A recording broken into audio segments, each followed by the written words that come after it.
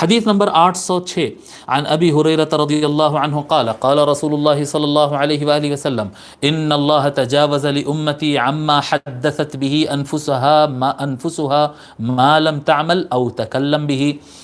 دیکھیے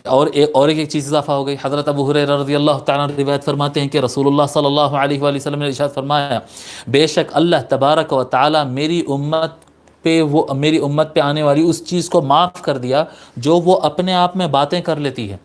یعنی غلط کام کرنے سے متعلق کوئی آدمی اپنے اندر سوچ لیا جی دماغ میں ایسا کرنا مگر چانس نہیں ملا تو نہیں کیا، لیکن پلان تو کرا تھا غلط کام کرنے کا، ارادہ تو کیا تھا جی، نافذ نہیں کر سکا، اس کو اپلائی نہیں کر سکا، عمل نہیں کر سکا، ٹھیک ہے، ایگزیکیوٹ نہیں کر سکا، پلان کیا تھا پھر اس کے بعد کینسل کر دیا، اللہ تبارک و تعالیٰ اس کو معاف فرما دیا. سابقہ امتوں پہ اس طرح کے پلاننگ کرنے یا غلط کام کرنے کا پروگرام بنانے پر بھی گناہ ہوتا تھا. حضور صلی اللہ علیہ وآلہ وسلم کی رحمت کی وجہ سے اللہ تعالیٰ، کیونکہ حضور کی امت ہے تو اللہ تعالیٰ کرم فرما کے معاف فرما دیا. تو فرماتے ہیں جب تک غلط کام آپ بندہ ایگزیکیوٹ نہیں کرتا ہے اس وقت تک اس کا محاسبہ نہیں ہوگا، یا پھر جب تک غلط بات بندہ زبان سے نہیں کہہ دیتا. غلط کام کیا نہیں لیکن غلط کام زبان سے بول دیا